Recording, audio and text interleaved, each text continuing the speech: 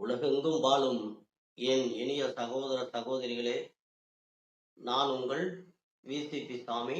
அனைவருக்கும் வணக்கம். நண்பர்களே, இன்னைக்கு நம்ம பார்க்க போற பதிவு ரொம்ப சிம்பிளான பதிவு, ஆனா ரொம்ப சக்தி வாய்ந்த பதிவு. என்ன அப்படின்னு கேட்டீங்கன்னா, கை தட்டுறது தான். அதுதான் இன்னைக்கு இந்த முக்கியமான பதிவு. ஏன் கையை தட்டணும்? நம்ம ஒரு விசேஷத்துக்கு போறோம், எல்லாரும் ஏதாவது பேசுவாங்க, பாடுவாங்க. எந்த நிகழ்ச்சிக்கு போனாலும் சரி, நமக்கு பிடிச்சிருந்தா என்ன பண்ணுவோம்? கை தட்டுவோம். ஒரு சிலர் என்ன பண்ணுவாங்க, மேடையில ஏறி கை தட்டுங்க, உற்சாகப்படுத்துக்காம்பாங்க.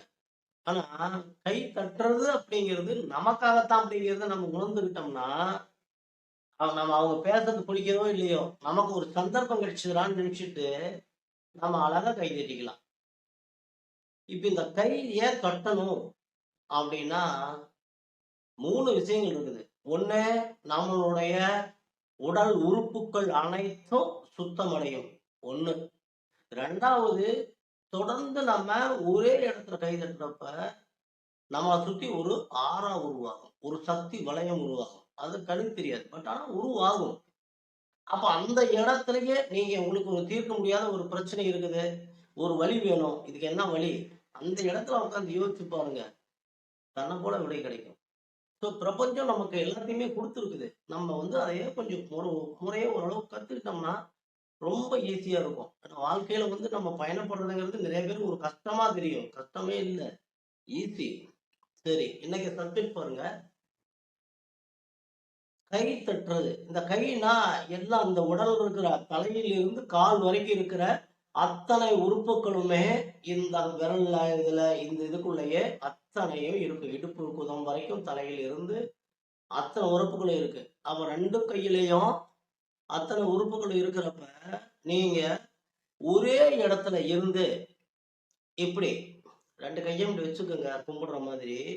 ஒண்ணு இப்படி சவுண்ட் வர மாதிரி இப்படி தட்டுங்க. இந்த மாதிரி 100 தடவை டெய்லியும் 100 தடவை தட்டணும். 1 2 3 4 5 6 7 8 9 10 இப்படி எண்ணிட்டு 100 தடவை தட்டுங்க. போதும், அது போதும். ஆனா என்னன்னா, ஒரே இடத்துல இருந்து தட்டி பழகுங்க.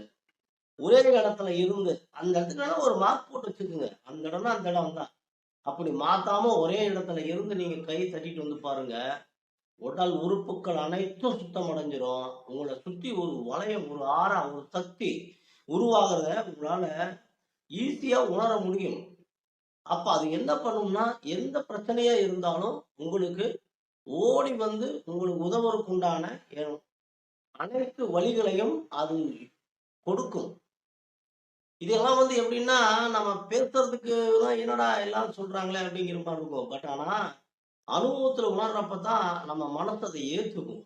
ஒரு துளியூண்டாவது உணரணும். ஆன்மீகம் அப்படின்னா வேடிக்கை பார்க்குற மாதிரி தான் இருக்கும். பட் ஆனா அதுக்குள்ள போய் ஒரு துளியூண்ட நம்ம மனம் ஏத்துக்குச்சு அப்படின்னா, நம்மளால அதுலேருந்து வெளியே வரவே முடியாது.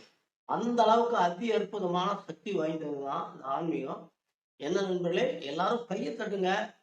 பிடிக்குதோ பிடிக்கலையோ, நமக்கு நம்ம உடம்ப பார்த்துக்கணும். நம்ம நோய் இல்லாம நம்ம இருக்கணும். நோயற்ற வாழ்வுதான் குறைவற்ற செல்வம். நம்ம உடம்பு ஒவ்வொருத்தரும் நோய் வந்தவங்கள போய் பாருங்க, ஐயோ எதிரிக்கு கூட இந்த நோய் வரக்கூடாதுடா சாமிப்பாங்க. எந்த நோயின்னு இல்லை, எது சின்ன நோய் எது பெரிய நோயின்னு எதை எடை இருக்குதா, அளவு இருக்கா? ஒண்ணுமே கிடையாது. நோய் நோய் தான். அப்ப நோய் இல்லாம இருந்தா நம்ம முழு ஆரோக்கியமா இருக்கலாம். முழுசா நம்மளால இயங்க முடியும். நம்மளுடைய செயல்பாடுகள் முழு இயக்கத்திற்கு உள்ள வந்துடும். அப்ப நம்ம சுதந்திரமா ஃப்ரீ பேர்டு மாதிரி இருக்கலாம். இந்த ஒரு விஷயத்துக்காகவாவது இனிமே நீங்க எங்க போனாலும் அவங்க பேசிட்டே இருக்கட்டும், நீங்க கை தட்டிட்டே இருங்க. எவ்வளவு தூரம் கை தட்டிங்களோ அவ்வளவு தூரம் நம்ம நல்லா இருக்கிறோம் அப்படிங்க நினைச்சு கை தட்டுங்க. நலமோடு வாழுங்கள், வளமோடு வாழுங்கள் என்று இறைவனை வேண்டி உங்களிடமிருந்து விடைபெறுவது உங்கள் விசிபி சாமி. நன்றி.